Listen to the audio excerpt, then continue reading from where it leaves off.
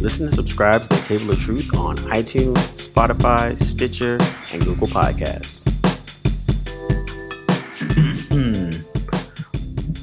Welcome everybody to Blerdlines. It's your man Cam. With me as always is the non-Neo loving whatever. Let's go.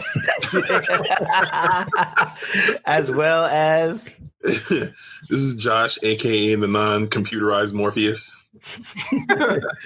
and this is D, aka the professor, who in the Matrix is actually the one that's over both the analyst and the architect.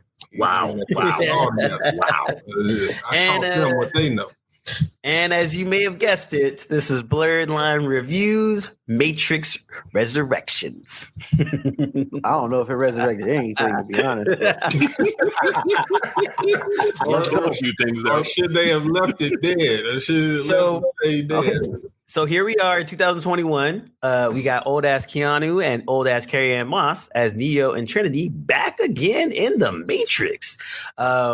We didn't want this sequel, but we got it. Why are you engaging in ageism? Why they gotta be old? Because man, this is it's funny because the reason why I said that is someone that brought that up in some of the reviews. One of the things I would say before we even get started is this movie is like super divisive. Like either people really, really hate it or people really, really love it. It's very hard to find like kind of people in the middle that were just kind of like, it was all right. But I was talking to Anthony Tisharing, and he sent me the Reddit threads, and one was the red pill, which was like everyone that hated it, and then the other one was the rainbow pill, which is everyone that loved it. Okay, so I'll give it a little bit of positivity that I thought was kind of clever, but it didn't work in the end overall, was that they were telling on themselves, and the social commentary was actually going on with remakes of all these movies. Yeah. They kind of broke the fourth wall, trying to and kind of get off this propaganda, this leftist service level propaganda that they were trying to do for the overall arcing, especially with the board meetings and talking about the remakes and the Matrix and how we're just mass marketing and stuff. So I was like, okay, I see where they're going for. Yeah. But at the end of the day, self-referential. Yeah. Yeah. At the end of the day, you still made this movie. At the end of the day, I was kind of confused because, again, what made the Matrix so... I think of the Matrix franchise as like what Apple Corporation is to the world. When Apple introduced the iPhone, it was like transcended. It was like, yo, this is dope. Mm-hmm. And what the Matrix did with less was at the time, did this bullet time thing that was fucking revolutionary. And at the same time, they introduced concepts in storytelling that had me questioning my own reality in a sense at the time it came out. The whole deja vu, the whole red pill, blue pill, the reality. I was like, yo, this is crazy, right? Yeah. I remember seeing the Matrix trailer for seeing another movie, and I came out not remembering the movie I watched, but wanting to talk about what I just saw in the trailer. I was like, did we just see a dude dodge 100 bullets? And how did they do that? That camera work was incredible. Yeah. The whole story behind it got me hooked, right? I see the first Matrix. I want to know more about this world. They set the foundation for something great. The Animatrix comes out. I don't know if it came out after part 2, before 2, or whatever. It was after the trilogy. Yeah, around the same time. Right. So the world building of the Matrix and the Animatrix was amazing. Mm-hmm. My problem with the Matrix part 2 and part 3 is I think they went away or they got too ambitious of what made them so dope. The thing about Apple when they have these keynotes to run it parallel is that everybody's expecting something brand new. They want the new thing that's going to revolutionize the world. And what Apple tried to do, or I think they should do, is be consistent. And I think that's what's lacking from the Matrix. They lost their consistency from the first one. You went ambitious and bigger with the whole CGI special effects fight scene, the slow motion fight scene. And I'm just like, you're taking away the whole Zionist war, the whole sex scene that wasn't even necessary, and it went away from what made the Matrix so amazing at first. Now, granted, I was a little confused in the beginning because I thought this was about to be on some Tenet shit with Morpheus. Spoiler alert, Morpheus being an agent, or this version of Morpheus being an agent And I was like kind of confused, like, where are we going with this? I'm kind of intrigued, but I'm kind of confused. Okay, yeah.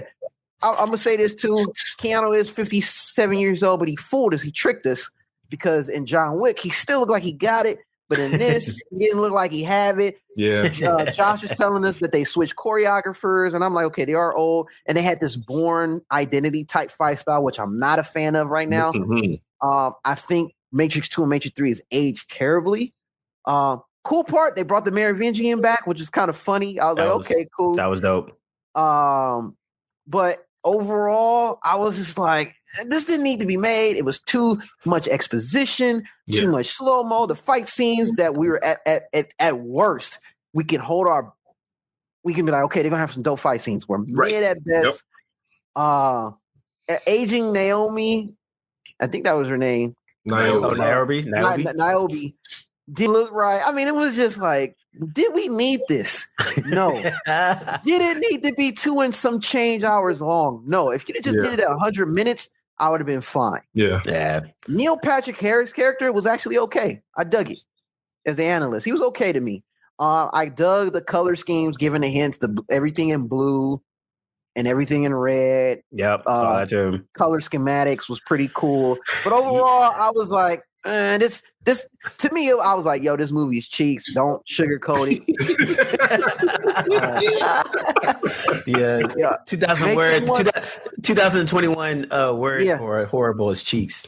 It's cheeks. I as an entire series, I'm only acknowledging the first Matrix and the Animatrix. Those are done very well. Yeah. If it ended on that note, the world of the Matrix, and also this is my last point.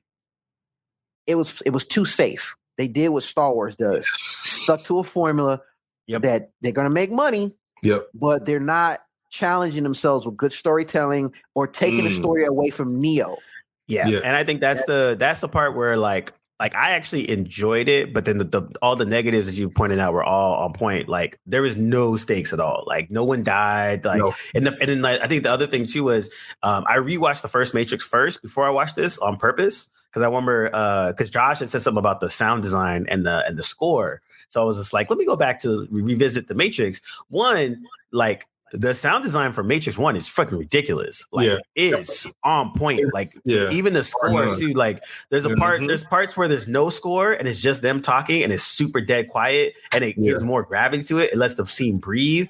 And then I love that for Matrix 1 you had a green tint on over everything in the Matrix, and then in the real world it was gritty and grimy and all that kind of stuff. And so they really made sure that you felt that there was two separate worlds working there. Where I think in this one, that's the part that they didn't really get, where everything was super colorful and all that stuff in the Matrix, where the real world, all right, to Niobe's credit, again, she's like a tired black woman. She over here making strawberries, having a functioning society, and these dumbass white people trying to come and fuck it up. So I actually liked your character.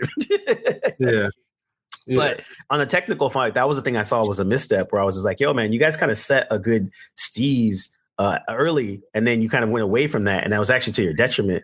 I think overall, like I enjoyed it because I like the allegory of a kind of a washed Neo being like a middle-aged man and having kind of like that quarter-life crisis, and so or midlife crisis, honestly. And so you have him kind of functioning through this loop of what a lot of people are going through right now, where they were super ambitious when they were young, and then now they're in their 40s or 50s, and they're just kind of like, this is it. This is my whole life now. This is where I was super ambitious back then, and now I'm just kind of like, eh. Can I pause you real quick before you go? Mm-hmm. Who does that remind you of? Who? Talking about Neo? Yeah. Oh, his midlife crisis thing? Who does that remind you of, though, overall? Cynical, regrets his decision, look washed. Doesn't it remind you of an old ass Luke that we didn't want? Wow. True. There you go. And I said that was a mistake. Making him that way.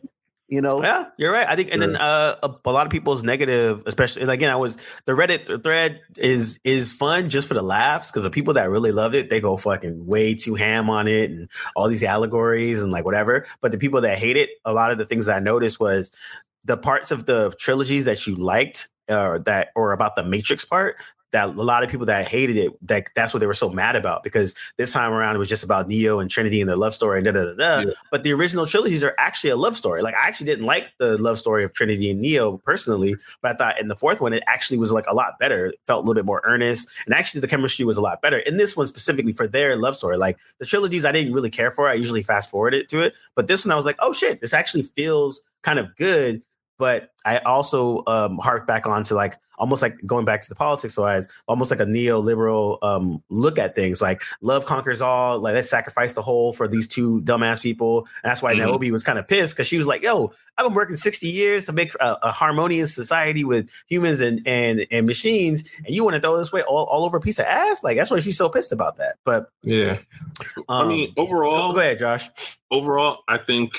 So I differ from Cam with the original Matrix trilogy. I think individually, after the first movie, the second and third movies, those as individual films don't really, I mean, they hold up, but they hold up differently. Like, they're not as good as the first one. Everyone agrees that from a story standpoint, that the second and third Matrix films don't really hold a candle to the first one.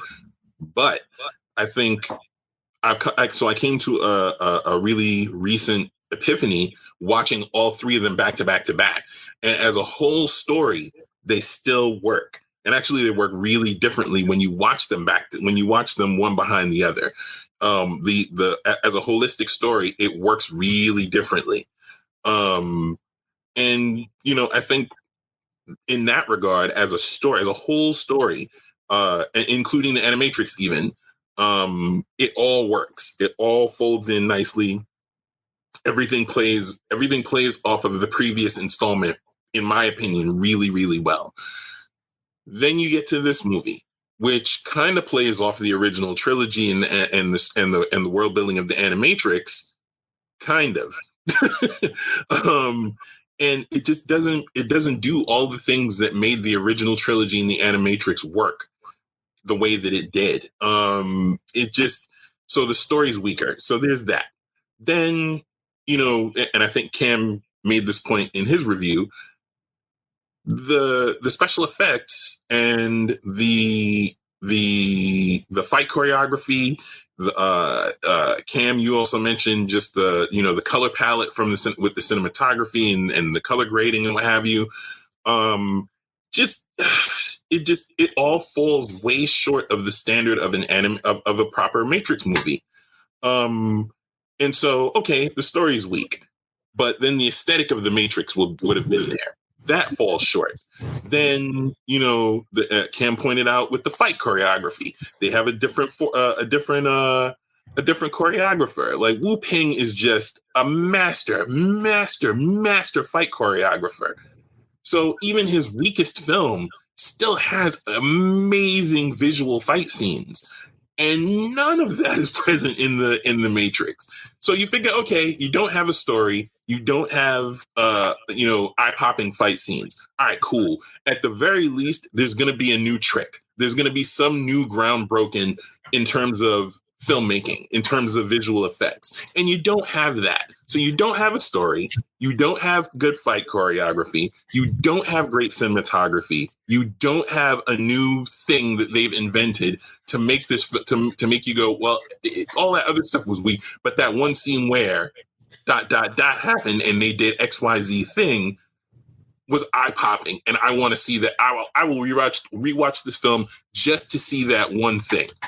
So that's Josh, real quick. None of this stuff is there. None of the stuff that made a Matrix film was present in this. And so it just feels like, what did you do this for? If you're not going to be able to give us something that was part of the original trilogy, that made the original trilogy just go, yo, you know what? I didn't like this and I didn't like that, but you still need to see it for XYZ. None of that stuff is there. There's no reason to see this film. There's no reason for anyone to recommend this film to anybody. And so, it falls really flat as a result. And I think, Cam, you put it perfectly. What did you make this film? If that's the case, what did you make this film for? And, I try to be the fairest guy in the room and be on some, they didn't have the budget that they had, and shout out to OG Table of Truth member Pope. Pope pointed out that they did more with a lot less with the first one because it was $65 million budget, and that's a low budget even by 1999 standards. So kudos to him for making that point.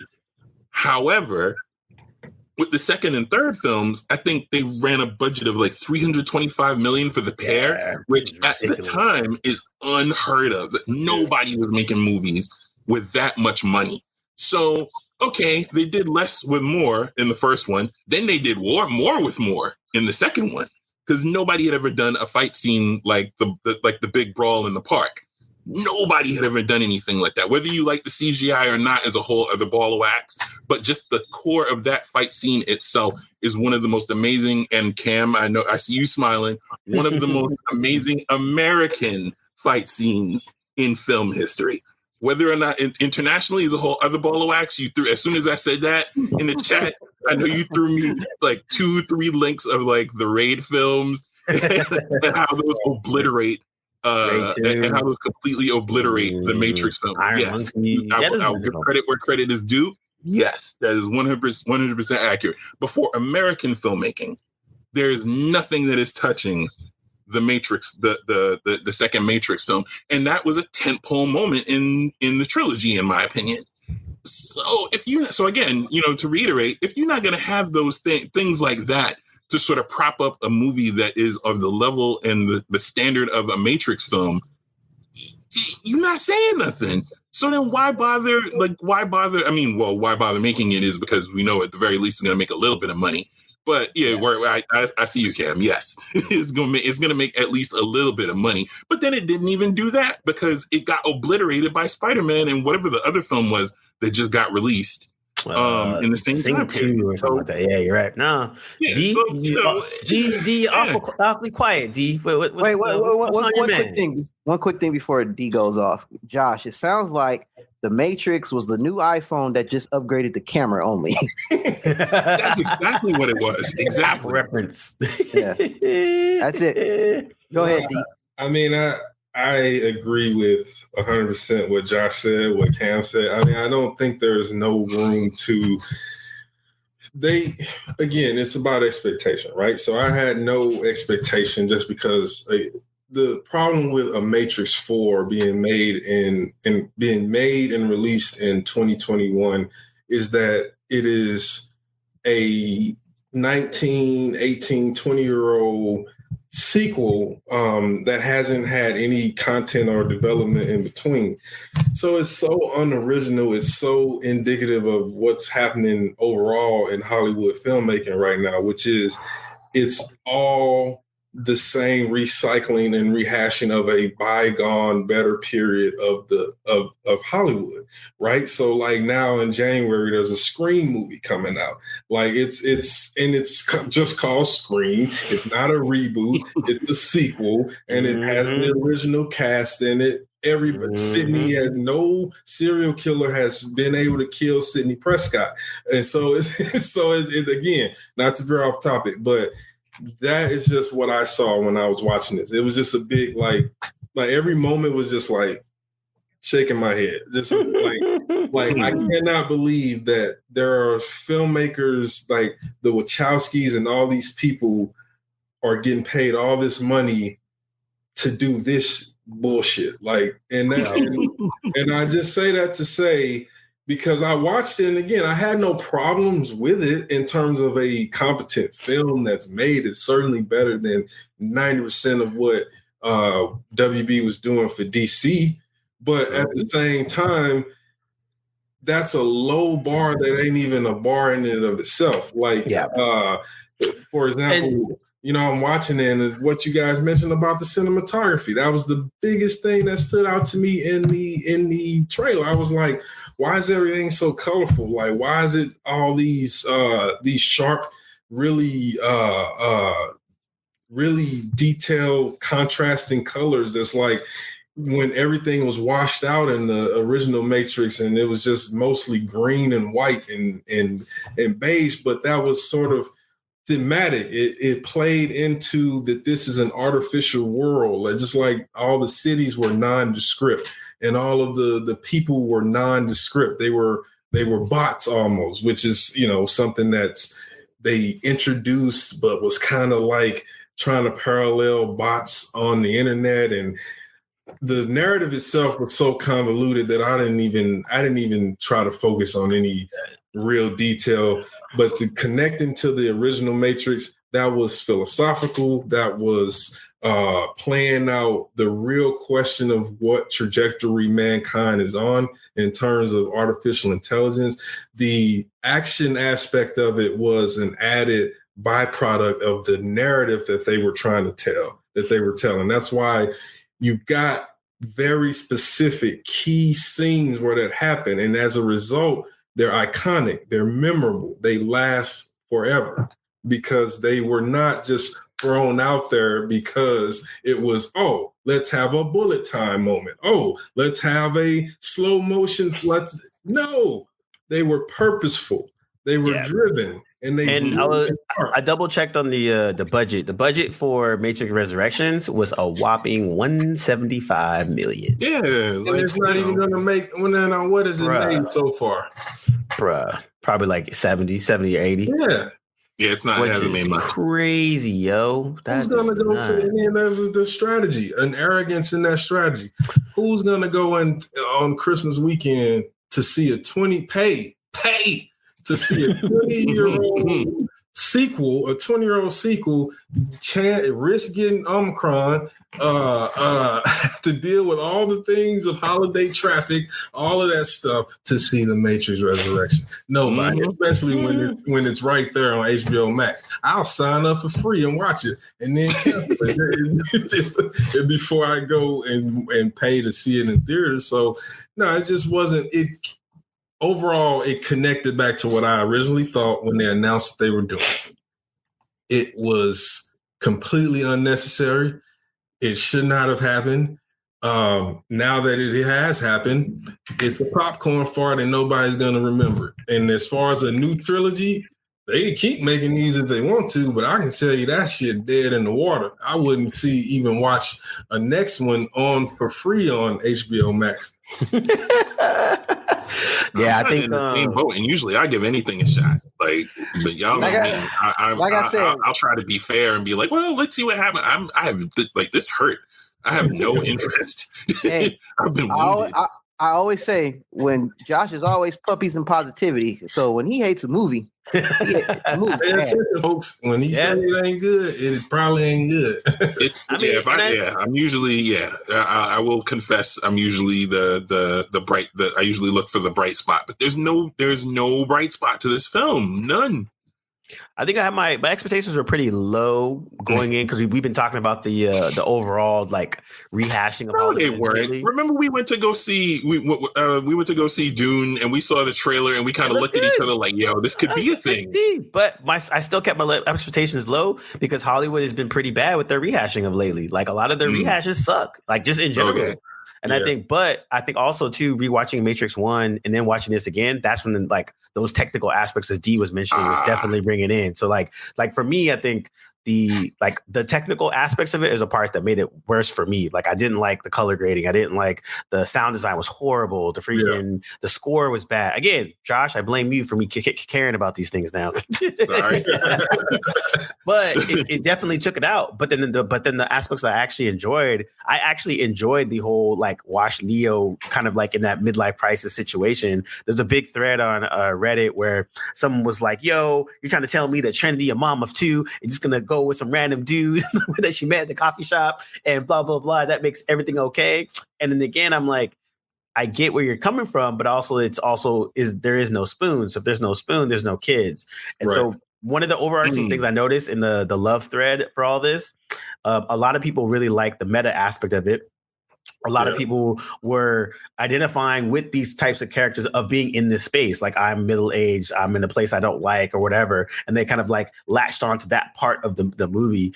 I also noticed that a lot of the people that were older, that's the parts that they kind of identified with. And then the people that are on the hate part, like you guys are talking about, like kind of what Cam was saying, like, they didn't need to make this. We got it anyways. And I think I'm the oldest person in the room. I did not identify with any of that. Good for you, actually. But I think that's the one thing I think for like I actually enjoyed it at the end. I was like, all right, cool. But kind of like what D said, it's popcorn. You look at it, you keep it moving, and it's not where the Matrix before you were talking about it a lot before. You're having conversations whether you liked it, whether you didn't like it. This is going on. Where do you think it's going to go? But this one definitely was. You watched it, and you can forget about it and keep it moving. Yep. I think the next, I'm curious to see like what they're going to do with this, because again, you know, WB is not the smart, brightest of the bunch. They're not going to be able to do a damn thing with this. It failed miserably. They're the brightest of them. They're not the brightest of the bunch. Yeah. The smartest play would take this to animation. You can do more. Possibly. Or serial. Animation or TV serial or something like that. But again, even when you look at the Animatrix and how that was done, it was hellishly ambitious. Like it really, like again, it is the tentpole of the Matrix franchise to break new ground. And the Animatrix, even with and this is like at the beginning of the height of anime, the Animatrix broke new ground in terms of story, in terms of stylization, in terms of following the film and building on that world in a way that we could not have possibly envisioned. And so, again, I don't think it feels like the imagination isn't there, because with $165 million, you could have given me one tentpole moment. You could have given me one, and that was what the Matrix was about: moments, building moments through story, building moments through action. And there's no one beat. There's no one story beat that pops out of this thing. There's no one action beat that pops out of this thing that you're like, oh, well, you know, it wasn't that great. Like even with Revolutions, there's at least something you can point to and go, well, the story wasn't great, but there is this thing that happened. You know, with Reloaded, the story's weaker, but you can still point to it and be like, well, there is this one thing that happened. I mean, we still got more refined bullet time. We still got the bully brawl in the park. Like there were things that happened, and you like, yo, I didn't like. There's certain things I didn't like about these movies, but I could certainly point to something that jumped out. And there's nothing about this movie that's special that jumps out. I feel like I'm beating a dead horse, but there's nothing to it. It's just there. D'Angelo, what you say? Say that. Again, the problem that we're all facing is that these are movies that could be these are budgets that could be very well invested into other things, into more creative, original stuff. The Matrix happened when it happened. It was specific to a specific generation. It's just like Star Wars or the original Star Wars trilogy, but late 90s. Like it's frozen in time for that reason. For better or worse of the Reloaded and Revolutions, you can accept it because it comes, as Josh pointed out earlier, as the whole package of that era, of that period. So now I agree with you guys. Move it into animation or redeem it in television, because I think you still have a very strong, high concept narrative to be told there about that focuses on humanity, the human element of it, which is what the first Matrix did quite well. But you can see where you can go further, because if they can do that in 2 hours, imagine what they can do with that story in 8 to 10 hours. Yeah. You know, you can really build something special and build something that has, and just using the Animatrix as a Bible, because the Animatrix is basically structured the narrative as an anthology, and stories being pulled from the database of the machine of Zion's interface and the pieces of information that they pull together about how humans got to this point. And I said before, the one thing I loved about the Animatrix is that it showed more about humans fucking building digging our own grave as more than the movies do. The movies make it seem like the machines were just these evil oppressors that came and that just took over one day. It's like, no, it's a little more nuanced than that. Humans were still assholes, and that's what led to it. That's true. I think if they did went into more of a serialized or animation situation, it could actually tell a better story, because the world is still dope. I was like, here, even in this one, like some of the world bits, like I like how they use the mirror in terms of getting in as opposed to a phone. Those aspects, like there's still bits and pieces in it that were like, oh, that's clever, or oh, that's interesting. How the exiles with the Merovingian, the Hobovigian, as people call it, like that was fun. That was like fun, like those aspects. There were positive points. I mean, Neil Patrick Harris, I'm a huge fan, so whatever. But, I think even that fell short. I was about to go positive, and I can't even do that with him.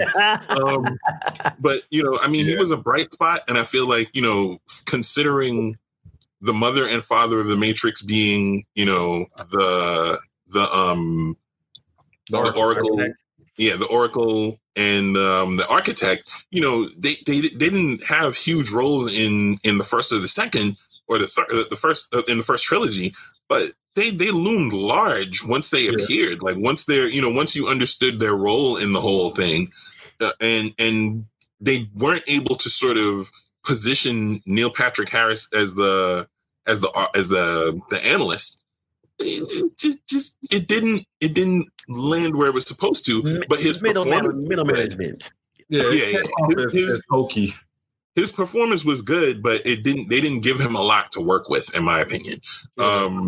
Reworking Smith, okay, I guess sort of. Well, that was more of a conflicting issue because the guy, what's his name? Hugo Weaving. Hugo Weaving, he was doing another flick. He was supposed to be in it. Oh, I didn't know that. Yeah, so he couldn't make it. But I was gonna say something too. Another thing that didn't hit, and I was like, I know this is a death nail in the coffin, is when he was like, "Oh, I still know kung fu." That didn't even hit. It did not. No, it did not. It did not land at all. It landed better in the trailer. Yeah, because I was like, yo, he's a computer program. Plug him back in, he should be good to go. Yeah. And he wasn't. They didn't explain why he has less ability. That made no sense to me. Okay, so explain this to me. Why was he looking like a Jedi throughout the whole movie? Yeah. Doing force pushes. Less on his fist. And then Trinity. All of us, is she the one? Like, she flying now? Like, what's she's going the other on? one. There's a binary diversity. Yeah, so it's a binary situation where it's neither one or the other. It's you see my face? So they didn't land the bird. Like, I feel like that's fine. So conceptually, the movie has something resembling legs, but they never get off to a run. They never get off to a jog. They don't even walk. It just like stumbles all over the place. I agree with you, Cam. I agree when you said, Cam, when you said that, the beginning of it sort of had a little interest and a little intrigue, him as a gaming software programmer, and I thought that was clever that the Matrix and they hid in plain sight what was the issue. Yeah. That was cool. That was cool. Yeah, that was definitely cool. There are the beginnings of some bright spots with the core of the story, with the plot and what have you, and how they resituate the remade Matrix, this next version of the Matrix, sort of almost like you said, hiding in plain sight. But the premise, and I'm sure that made a great pitch. I'm sure that's how this got made. Now that I'm verbalizing all this. As a pitch, conceptually, this works. As an actual film, it needed more resources. I think maybe as a possible redeeming moment, it's not that the film could not have been more. It's that they didn't have more to make it with. But this cuts again, shout out to Pope. I'm conflicted because he definitely made a really good point when he and I were going back and forth on this. They made more with a lot less to begin with. So the argument can be made that if they did that before, they should, in theory, be able to do that again. Whether or not they have that, whether or not you could travel backwards, to your roots once you start out with nothing and you come up with more, and you're able to do more. Can you travel backwards and now do less with more with less to restart something? That's a debate. I was also going to say too, this one was only one of the Wachowskis as opposed to both of them, and also that's a major thing. And then also too, a lot of the Sense8 actors that the Wachowskis did in Netflix were in this one. And one of the things that helped Sense8 overall was they had J. Michael Straczynski in it to kind of pull them back.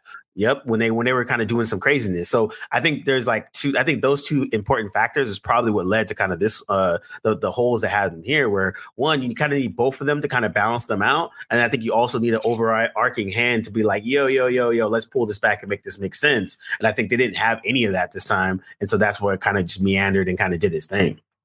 Yeah. Didn't need it, but got it. But here's another interesting tidbit. After Jupiter Ascending, they had to close their production company. So they didn't have, so even in that regard, they didn't have the resources, like Jupiter Ascending being the massive failure that it was.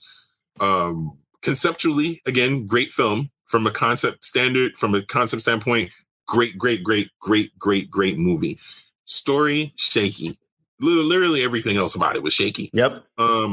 But they wound up losing their production company, like I started to say, behind the failure of Jupiter Ascending. So I don't, even in that regard, they didn't have the same resources on hand, the same team, the same anything to make this what the original trilogy Matrix was. Yeah, not so that's another point. That's another good point, because I think also with like Smith, someone was bringing up that was like Smith in the trilogies was like an agent of chaos, and this one he was just kind of like a gap model, just like, hey, what's going on, guys? Oh yeah, I'm here. All right, let me bounce. Like this, like there was like honestly, if they couldn't get Hugo Weaving to come back, they should just like X'd him out. They should have just waited, in my opinion. Like and the other thing is the architect. Even though it was the overarching antagonist, didn't have some dastardly villainous plot going. And that's the reason why I was like, get this analyst shit out of here, man. Like, that's not what the Matrix was. It wasn't supposed to be some goofy superhero trip. It was supposed to be a story that was contemplative about, again, the projection of where humanity is going in terms of how we apply and use mostly digital and cloud-based technology. And so the whole premise of there being architect, Neo found the architect. It wasn't like the architect was watching Neo, but he understood the fundamental thing, which is eventually we're going to reset this fool. It don't matter what he's doing, because we're going to reset him. And when he finally makes it, he's like, look, this is all not new, friend. Like, you can make a choice, go that way or which way makes no difference to me, because I don't have that problem of choice like humans do. Yeah. I know where I stand. And I thought originally that the fake Smith was the Durex Machina from the machine that he makes the pack with in Revolutions, the one that was apparently that rejacked him into the Matrix in the first place. So when they came up with this whole, then they didn't explain what Pop made them. I mean, obviously it was a lack of energy and all that stuff. So the machines started popping off on each other, but that was underbaked. It was too convoluted and not enough, and too much exposition in the wrong place. Too many of the old not enough there still there, trying to make it new, but still failing to develop it. Like the Morpheus thing was just flat. It just should not have been there at all. Just fell. But that shouldn't have. They should have made a new character for him. Hey, you know what we call that? Cheeks.